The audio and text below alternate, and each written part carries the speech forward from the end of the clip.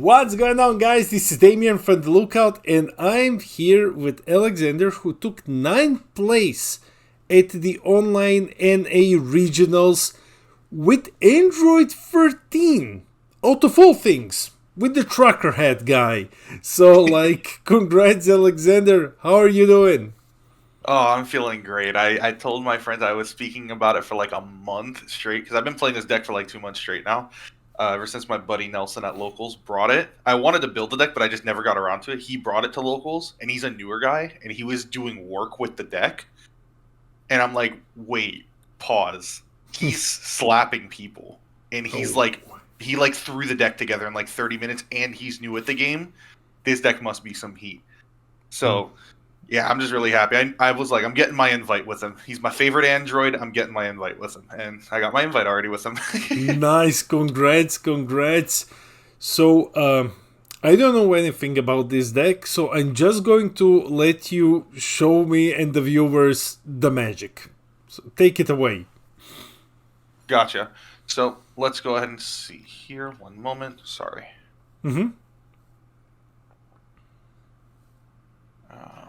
Sorry about that. Something just happened on my computer. Okay. No worries. So, Giro's supercomputer is the front side. So, on the front side, it's got a permanent. This leader can't attack. Little odd for a red leader, unless, you paid attention to the set before this. Sin can't attack on the front side either. You rest this card, and you search top 5 for any red Android. There's no cost specification or anything, so if in the future we get any, 4, 5, 6, 7, 8, 9, big cost Androids, this can search them. Which is nice. Normally, you're not searching the big guy in this deck; you're just searching the little guys.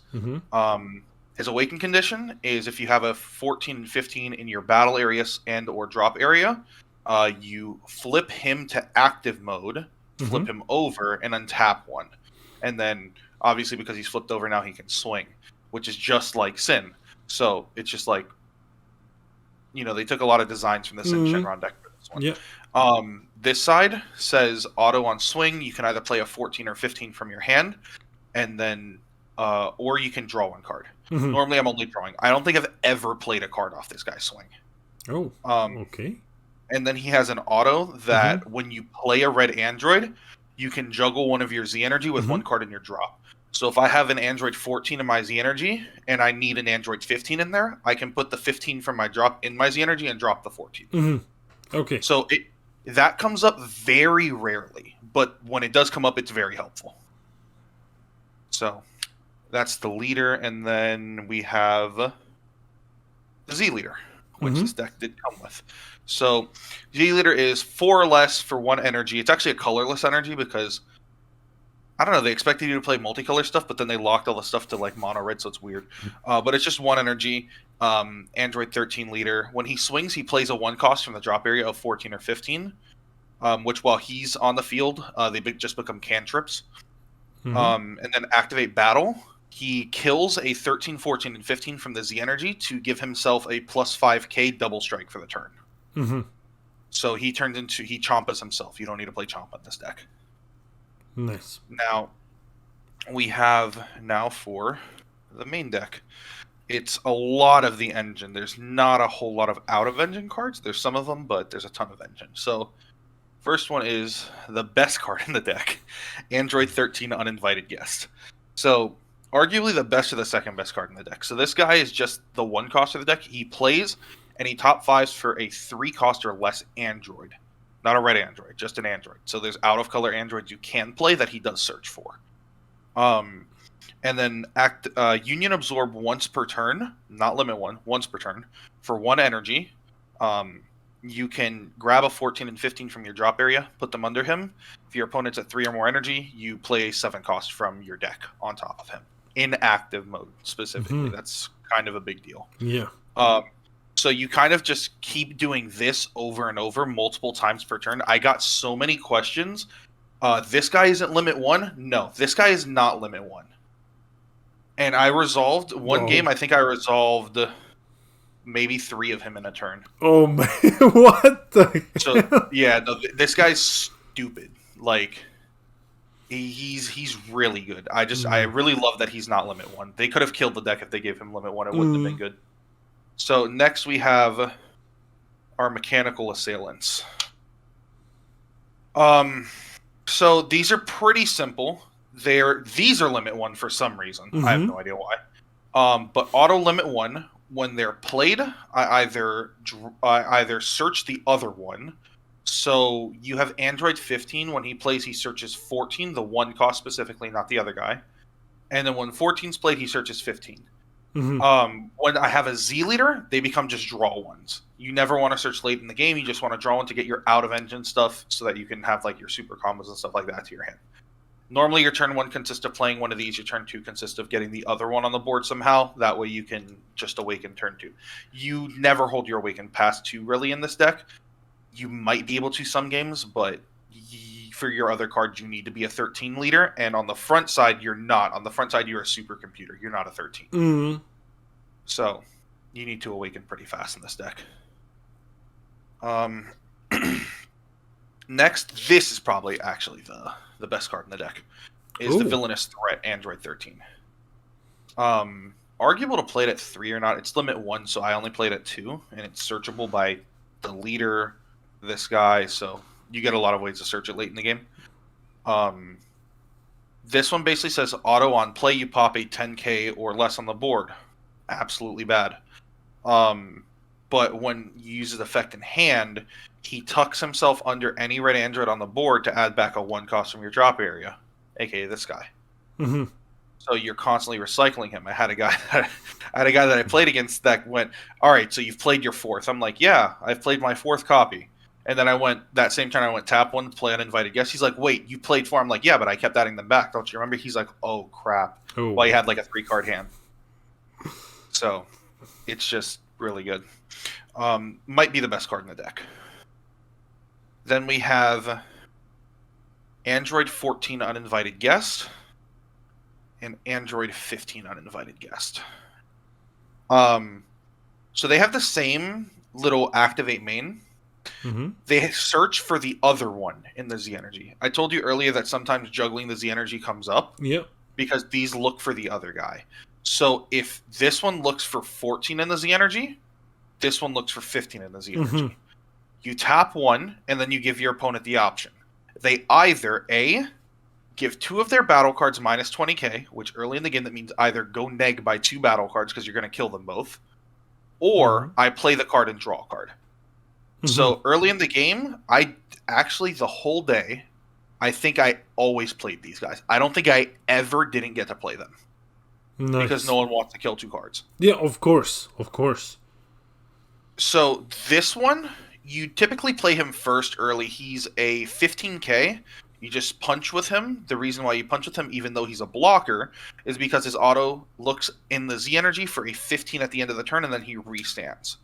So you get an attack, and then you have a block for the next turn if your opponent's starting to get a little too aggro, because Crimson does that sometimes, and some other red decks like to do that.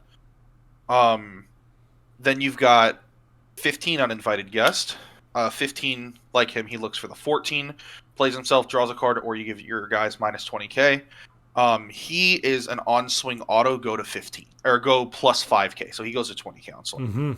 I don't know why they didn't print him as a 20k. That doesn't make sense to me, but whatever. I guess they wanted him to be able to get wolf-fanged. Yeah, I guess that's basically it. I guess. The big thing that you have to remember with this guy into the Gogeta matchup, because I played 4 Gogetas yesterday. I beat them all. One of them was super close. The other ones I felt comfortable because I have 2 buddies at my locals that I have constant Gogeta practice against. So, against the Gogeta matchup with this card specifically, if they swing with their leader, they resolve their auto first to free play a guy. If they free play a Goku, you immediately block with this. Because you know they're going to play a Vegeta and kill it from their hand. So in the Gogeta matchup, if they play a Goku off of their leader, regardless if you think they have a Vegeta in their hand or not, you block with it. Because if they have a Vegeta in their hand, now you're taking a hit from the leader and the Vegeta swinging at you. So the second they play a Goku, you block it. And then we have the Invaders. This is the TP that came out for the deck. I didn't play this card once. You don't play this card. You'll notice in the artwork, what does it have? It has both of them. Okay. It's both names. So for Z energy, basically. Yeah, right? you just throw this in the Z energy. I did not play this once. This card also doesn't draw you a card when it's played. These guys draw you a card. This one's a dual attacker. It doesn't draw you a card. I don't like it because it doesn't replace itself. So I just throw this in the Z Energy and let it live there for the whole game. It's pretty much that card. You can play more of it if you want to see more of it, but 2 is fine with me because half the time you'll either have one or the other and you can just juggle them back and forth, or you can just put him in there and then you're good. Then we have Android 17 finally freed.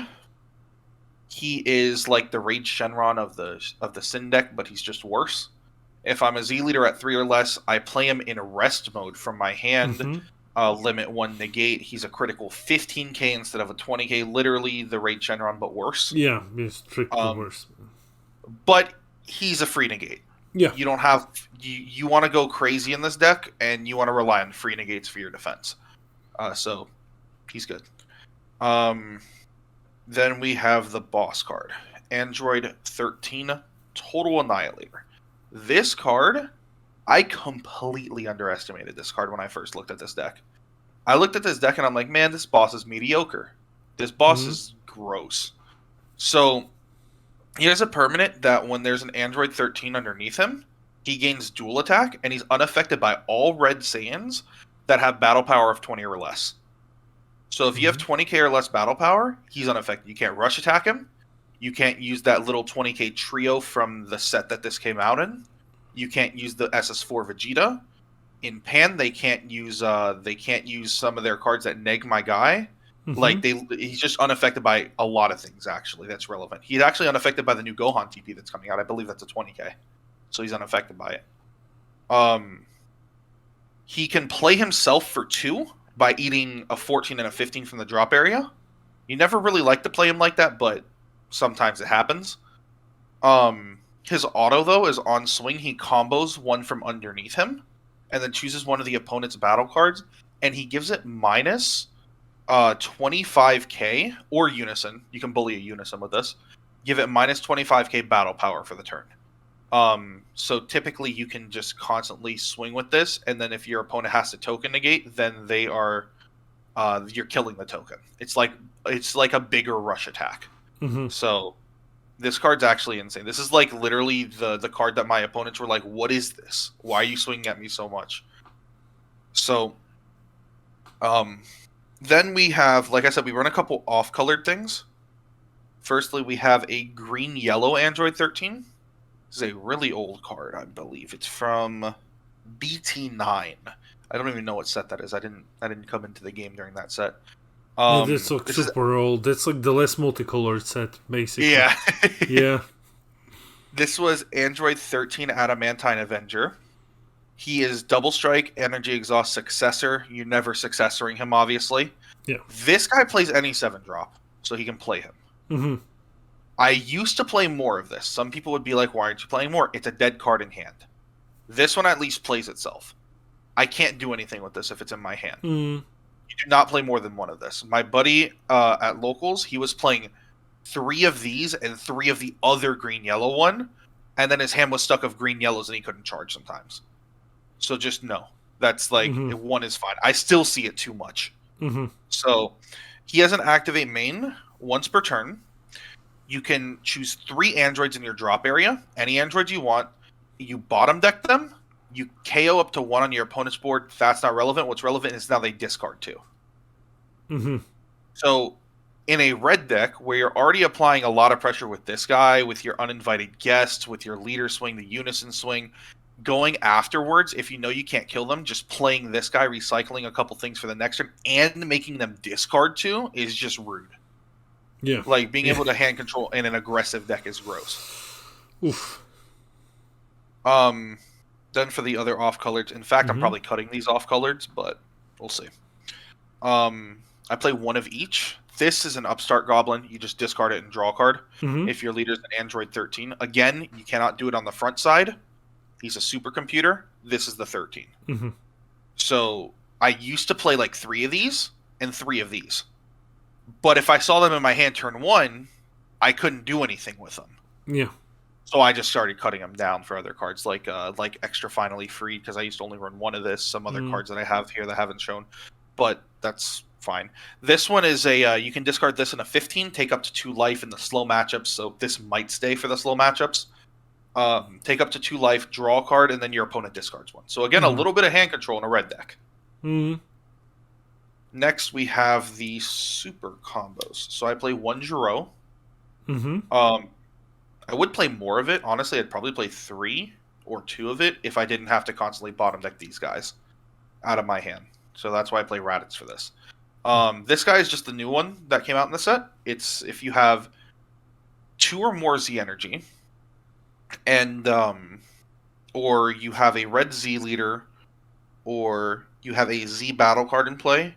It doesn't look for a red Z battle card; it just looks for any Z battle card. So if you have the surmounting in play, this is turned online. Mm-hmm. You just draw 1 card. The reason I play it is because it's recyclable off of this. This can put it back in the deck from the drop area. So having the chance to get a 5th super combo through the game, I mean, why not run the one? Why not? Sure. Yeah, and it's searchable off the leader, off of this. It's just there's no reason not to. They printed this Unison a set too early because this Unison was meant for this deck. This Unison is really dumb for this deck specifically. So on turn 2, you 100% want to play this if you can. You never play anything else turn 2 if you can play this. Because turn 1, you'll play one of these. Mm-hmm. And then turn 2, you'll throw this down, you'll uptick, and you'll play the other one. Now you can awaken, you can get a swing on your leader, you can get a swing with this, you can play an uninvited guest by comboing one of these off, and then you can swing with the uninvited guest, and then you still have one of these little ones that you can swing with and combo something if you need to hit something. So you can get a lot of swings in turn 2 with this card. Now, a lot of things my opponents did is this card got smoked off the field. I want to say 5 games of my 8 games. Whoa. It got smoked off the field. I didn't care. It already got its value. I played it. I top 3'd. I played a card.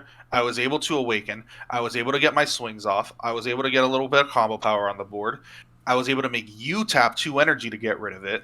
Mm-hmm. So it's already got its value. Go ahead and smoke it off the field. Yeah, I don't care. So that was actually a question that somebody had asked. He's like, how did you avoid black smoke? I'm like, I didn't. Yeah. I just don't care about it. I run a 1 of Gohan SGR. In testing, this card came up a bit. In actual reality, it didn't. I don't think I played this once the whole day. This card, it basically chooses the whole board, not ignoring barrier, and gives them all minus 10k on play. Or when you combo and Z charge it, you tap 1, which is horrible because you don't like tapping 1 for things that aren't this guy. You tap 1 and then you give something minus 15k. The only time I ever do that is if I swing with this guy, minus something 25, combo this, minus at 15 to kill an SCR. That's about the only time I'll do it.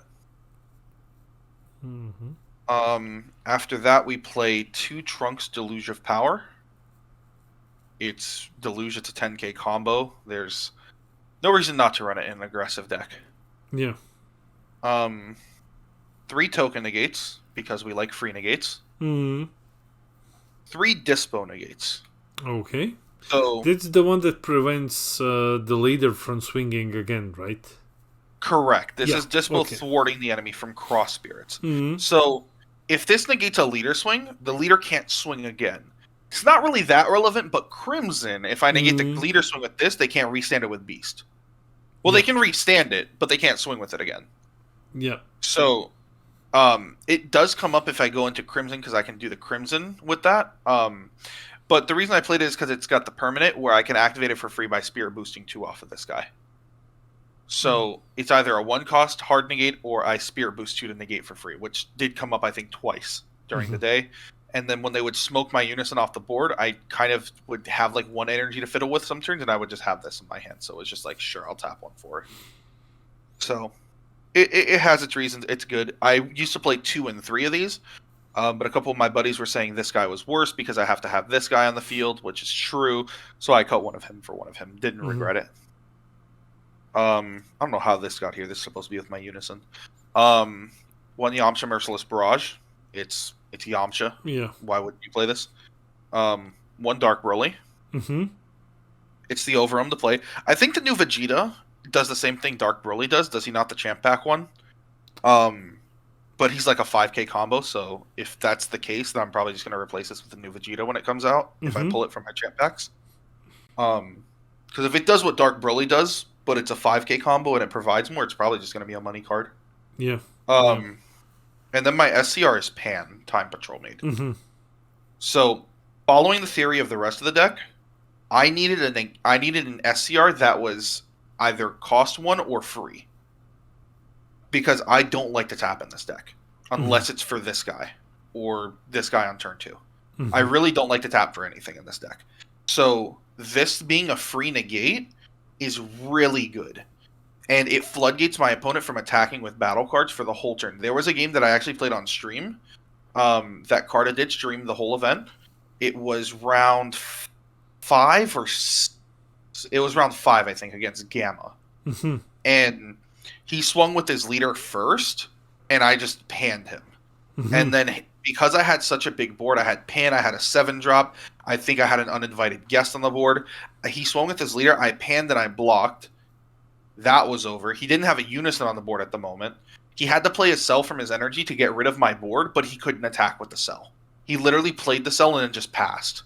I think he comboed it off or something. It was just really bad for him. Yeah. And then the next turn, I was just uninvited guesting him. And then playing the big guy. So this is really good. People always are like, in fact, I played against Sin Shenron, the yellow one. I was actually terrified of that deck when I sat across from it on round 3. Where people would go, I can't go to 1, you're red, and you have 4 energy up. Mm-hmm. So they'll start throwing their hand away on combos. And then I'll be like, okay, sure. And then they'll throw their hand away. They'll be like, okay, he's out of attacks. And I'll go, okay, play Pan. And then they'll go, what the... the guy said it out loud. He's like, I can't go to 1 because you're red and you have 4 energy up. And I didn't even think of that. And then I would swing with this guy and he would throw 4 combos off. Or I'd swing with a single striker and I'd put one a deluge on it. He was throwing 3 or 4 cards away at a time. It was just okay. Okay. So yeah, and then you could just play it for the punch if you need to at the end. So that's the main deck. I think it's 52 cards. Literally, I would just cut these out and probably leave the rest of the main deck. Or cut this and this out and leave the rest of the main deck. You're welcome to fiddle with the ratios if you want. I think regardless, you need to play Raditz Hooper combo in this deck. Because if you see these in your hand, it's not good at all. Because this guy can only play them from the deck. Yeah. So you need to get rid of these. Do you have any questions about the main deck? Like I said, I don't understand this. I understand it now much better. So yeah, but to me this seems extremely consistent. This seems extremely consistent. Everything, like you said, you build it, everything does something. You're always... I imagine that you were having a hard time breaking in this deck unless you really pull into those off-color ones. Which is Yeah, that's why I cut them down, because I was bricking. I don't think I bricked at all yesterday. I play 3 off-color cards. Well, 5 if you count these off-color cards now, and it's I would see maybe 1 or 2 of them in my opening hand every game, which is fine. I don't think I actually saw this card all day. But I would see Dark Broly or the 7-drop or Pan or this one in my hand on turn 1 almost every game. And it's just while that's inconvenient, it's not the worst. Because before I was testing with more of these, and there was a game where I opened 2 of these, I opened this, I opened Pan, I opened my uninvited guest, and I opened a Unison. And I'm like, what am I supposed to do with this hand? So, for our viewers, when you mulligan, what are your priorities usually? Okay... disregarding a matchup, you have 1 or 2 cards that you're okay, I need to see this, and then we go for whatever we need. You need to see one of these. So there was only 1 game the whole day I didn't see them. But remember, the leader on the front side rests itself to top 5. So you rest. I didn't see it. I rested it. I saw, I think it was 14 to search the 15. And I'm like, okay, I'm good. But you need to see one of these, because if you don't see them, you can't awaken. You literally need these guys to awaken. You can't use these guys. You can't use this guy. You need these ones to awaken. So you need to see one of them. You don't care about seeing both of them. You need to see one of them. Another thing is if you see any of the 7 drops, you put those back immediately. You want to kind of keep these if you see them because these are awesome. These as well. This is convenient to see if you see this and only one copy of this and you don't know what to charge. Don't be afraid to charge this card, even though it's both names. Because remember, you're going to be playing these two weenies within the first turn, which you can just combo off to get them in your Z energy. Yeah. Because most people aren't answering them. I mean, go ahead and answer them if you really want to. You can neg resources to get rid of a 4K. I don't care. But don't be afraid to charge this one because this is a really fine card to just charge or throw in the Z energy. I really want to see this, so I was mulliganing hard for the Unison. It's not necessary, but if you get it by turn 2 and it is on the board, most people are throwing all their resources at it on turn 2, and if they don't kill it, then it generates you so much advantage on turn 3 forward. Nice. Like, there were 2 games where this lived past turn 2, and it just did so much that my opponent couldn't do anything. Nice. Like, there was one where it lived past, and it got to, like, 8 markers one game. And so I was able to just free negate with this constantly, put it back down to 6, go. Like I said, I'm not scared of it getting smoked. Like, go ahead and smoke it. You're down 2 energy now. So, I don't think I ever minus 4'd on this the whole day, because you want to uptick to free play this guy. Like, that's just what you want to do with this. So you want to see, ideally, this and one of these guys in your hand on turn 1. That's about it, though. Nice. Anything else is fine. So that was the main deck. So can you briefly take us through the sideboard and the Z deck? Yes, let me clean up this real fast. Clean this. And then I'll go over the Z deck next, because that's part of the quote-unquote main deck. Uninvited. These go. This one goes here. This one goes here. This one goes here. Sorry, I have a way I organize my decks. It's fine. It's fine. I also have a way that I organize mine as well. I like organize my deck a specific way, and then when I lay it out, I like put it all over the board how I like to see it. So we'll put this over here, and we'll go over the Z deck. So the Z deck is pretty simple. So the Z leader, obviously, you know, there were, I want to say, probably like 3 or 4 games where I didn't even go into the Z leader. Like I said, I don't like tapping in energy, so don't think you need to go into the Z leader in order to continue your game state. You're fine not playing this guy. You don't need the bean. You do a lot of damage with other stuff. It's just like, if you have the energy, if you win die roll, you typically go into him. If you lose die roll, you typically don't go into him. That's pretty much how it is. I have the 3 surmounting the impossible. I'm sorry, rush attack, not surmounting. You know what one card is in there now.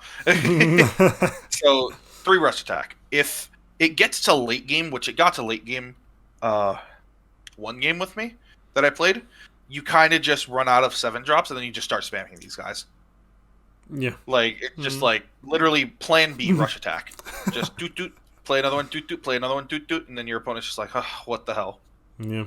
And then, obviously, surmounting, for slow matchups, lets you pull a life, turn on token negates, can get to 4, turn on your super combos. So, surmounting is necessary on the side still. And then 2 of the archetype guys. You typically only play 1 of these a game because they're 3 Z energy. They're pretty expensive. Yeah, that's yeah, it's a lot to pay for. Like, killing 3 Z energy is rough too, because half the time, if you don't have this one in your Z energy, killing 3 Z energy, which you typically will only have like 4 or so at a time, it's like you have to kill out all your 15s, or you'll have to kill out all your 14s, and then that turns off some uninvited guests, which is rough. So that's why I don't really play this guy till late game. Now, the team up terrors is really, really good into the Gogeta matchup, specifically the Gogeta matchup. So with this deck, you can apply so much pressure into the Gogeta matchup, like turn 3 with this guy, that you can force them to Z Awaken sometimes. Oh. I've forced people to Z Awaken on 3 with this deck. Now, it wasn't in this tournament, but like I said, I have a bunch of friends that play Gogeta. Mm-hmm. They play it very well. They are not bad players in the slightest. My locals is a very competitive locals. So I had forced them to. I think I forced my buddy to Z Awaken one time with this guy on my turn 3, his turn 3, and I'm just like, ha! You lose the game now. And it's even like later in the game, like let's say turn 5 goes out, right? And I have 1 energy left, and I force them to Z Awaken. I can then play this guy because if he's on the board, this guy costs only 1 energy, and then 3 energy, so he becomes a 1/3. He has an ability that you swing with him, and you combo an android from your drop area skill negated. He says an android. He does not specify a 5k android. So if Dr. Giro is in your graveyard, you get a 10k combo. Nice. That's why I like that super combo, because it's very relevant there. So when he combos one, he then gains barrier until the end of the next turn. He's a dual attacker, and he's a blocker. But when he blocks, he restands himself. So he's a dual blocker. That's the good part, because going into Gogeta, let's say they have a Unison that lived standing, or they have a little guy that lived standing. You know, that's maybe 2 attacks, or if they have an Overwhelm in their hand.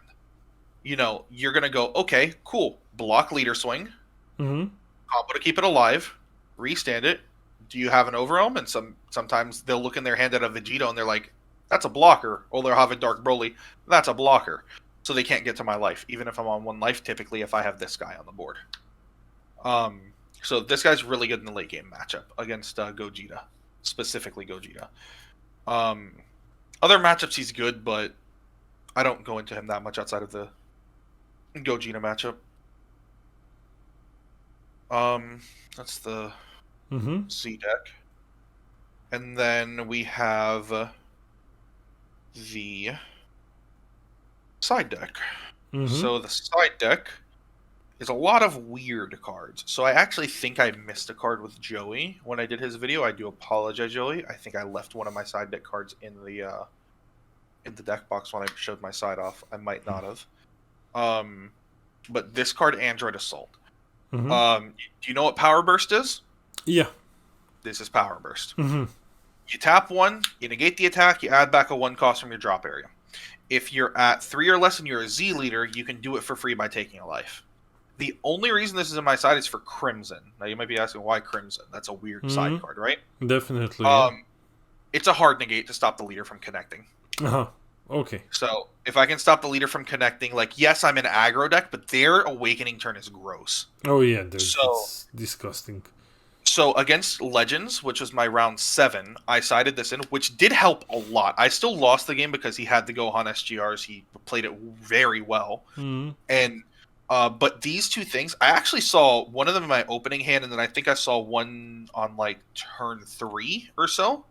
But it stalled his awakening to the point where I was able to force him to awaken on my turn, which really turned down his turn because he couldn't get the awakening turn.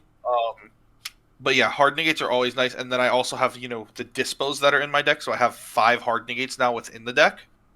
So it's just meant for Crimson to stall the awaken. Next I have 2 Corn Tower. Hey, look, it's Sensu Bean. He has a Sensu Bean. Yeah. It's just a 5k boost on my leader, really. It's for the low-wide decks. Something like AOD, it kills the Bobbity and then makes up my leader 20k for the turn. If I'm a Z leader, remember, I can then bean myself with my own leader. I can become a base 25 if I really need to.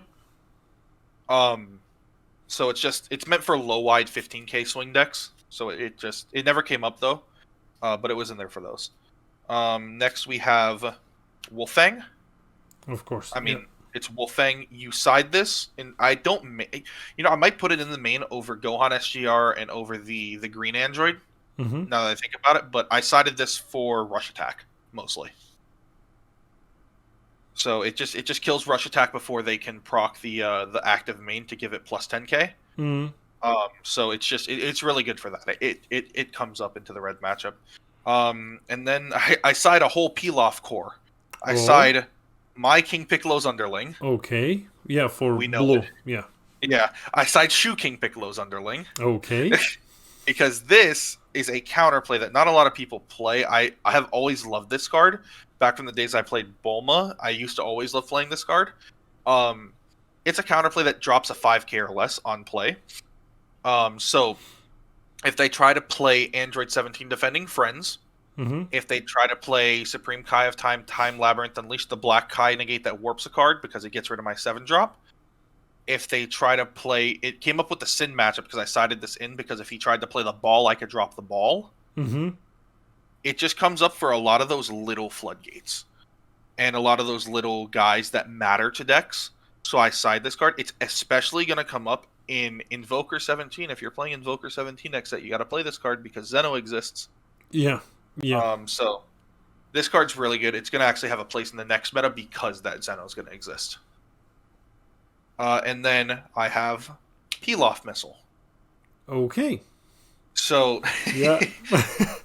This is the one that got a lot of comments because I beat the Gamma player because I had this card. I saw it was Eggman streaming, I believe, and he said I was siding all the weird cards today because he saw one of my other side cards earlier. But no, this is mainly meant for 15k floodgates. Mainly repost the Android 14 that Gamma has, and any other low cost floodgates. This one pretty much just stops them from coming into play. Then it also beans my leader. So the reason why I play this instead of Omen of Awakening or even Denial of Hope to an extent is because I can do it for free. This card, by discarding 2 cards from my hand, I can activate this for free. And in this deck, you tend to have your hand filled with a lot of the little 1-drops or maybe an extra uninvited guest because they're limit 1 and you can't play more than 1 in a turn. So the discard 2 for this is fine because I just think of it like this. I'm discarding 2 to stop you from playing Topo, which says every swing I lose 2. Yeah. So I'm just going to lose 2 to stop your floodgate. And that's what happened that game. He played the Topo, I Peel-Off Missiled it, and he had 1 energy up. He couldn't do anything because I had 2 Mize on the board. So discarding 2 to then just win the game, I think that's pretty fair, so yeah. This card is it's really good because it's free. Now the only match it didn't come up in because I couldn't side it was Red Bulma when I lost to it because he had Topo and that's a 20k. So argument there for Denial of Hope if Bulma becomes popular again for some reason. That's the only. I'm sorry, not Denial of Hope. I'm never playing that. I meant Omen of Awakening. Because that hits Topo.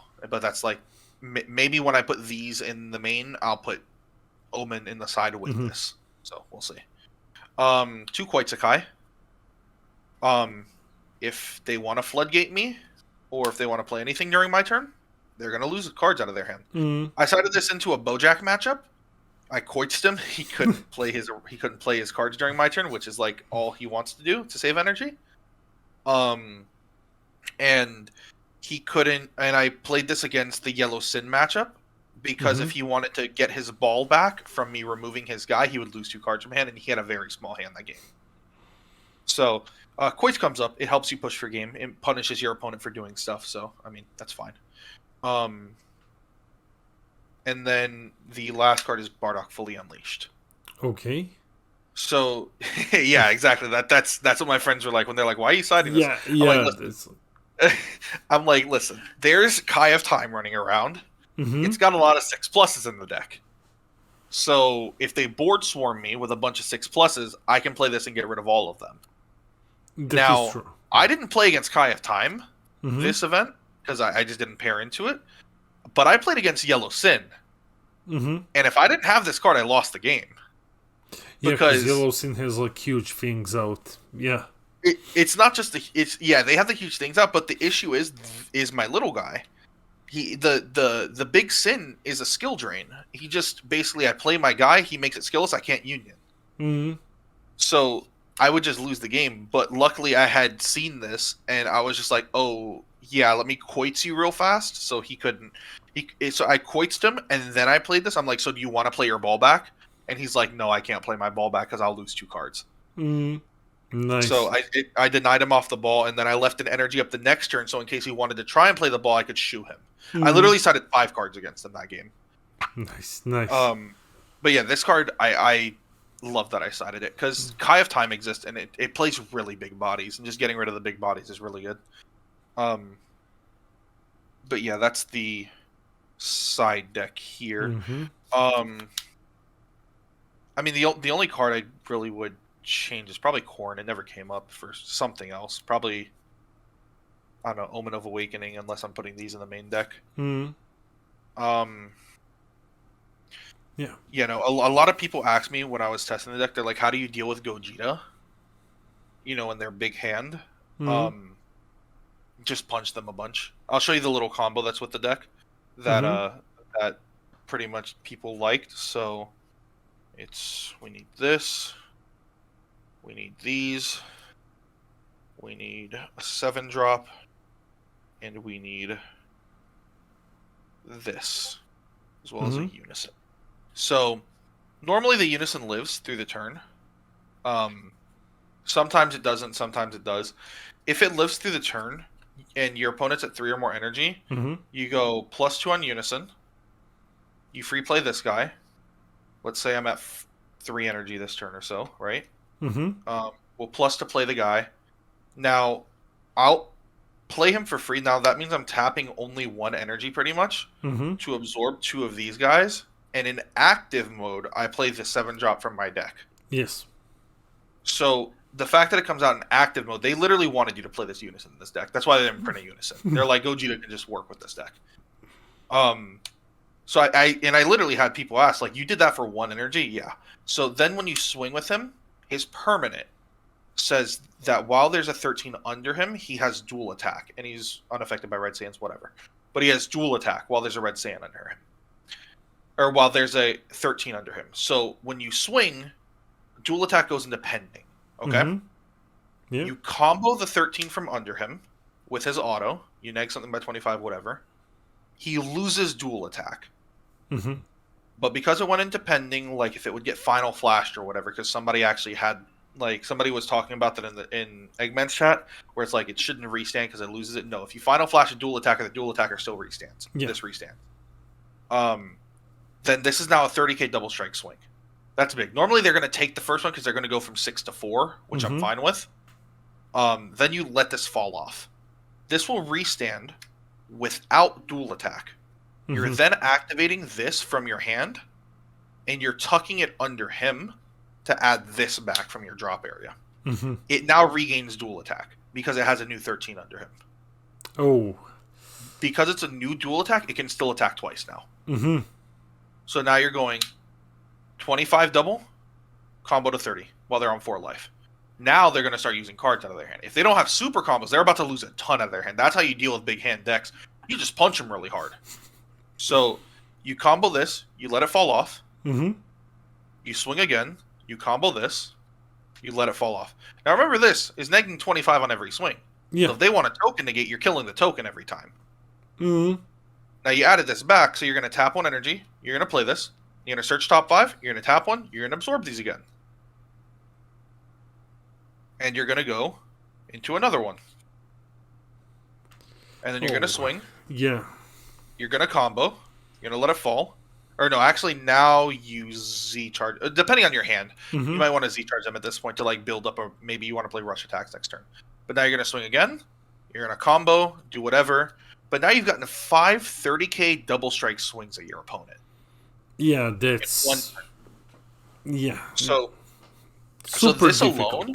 Yeah. Yeah, I've had so many people that were like, "Oh my god, this isn't limit 1.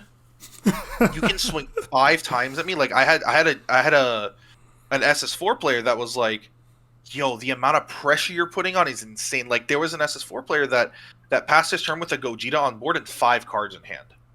Oh. Like he cleared my board, so I'm just like, well, I can't swing at him. He's gonna Z-awaken. So I played the green yellow. I recycled 2 of these, and then I just made him pitch 2 cards from his hand. He was at like 3 cards in hand, no battle cards on board. He had nothing for the next turn. And then after those, you still have this swing and this swing, and possibly uninvited guests that they've lived on your board. So it's just like that's the pressure that a lot of people can't deal with. Yeah, this deck was a hidden gem in my opinion. This deck's insane. The amount of pressure that this puts on is dummy. Yeah, that's why I said this is like the best card in the deck because it makes him a triple attacker. Yeah, and definitely buying this after the deck profile.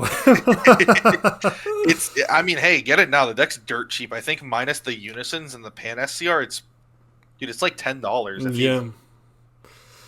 Okay, so thank you for showing us the deck. Do you have any shoutouts? Yeah, shout out to Pro Match, shout out to the VSA, shout out to TCG Metals. I mean, everybody there, especially the VSA group. I mean, they help me test at locals all the time because it's just the VSA guys that pretty much go to our locals, and my buddies Nassif, Frank, and Chris, they help me test a lot of my stuff. Diego gives me a lot of good practice as well. So it's just all the homies pretty much that are helping me, get the right ratios, help me test the decks, even when they don't like playing against them. I had other decks that they don't like that I'll still play against me with. But yeah, I do shout out all to them.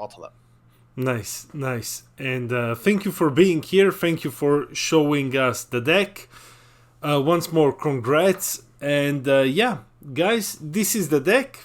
This has been Damien from The Lookout, and I'll see all of you in the next video.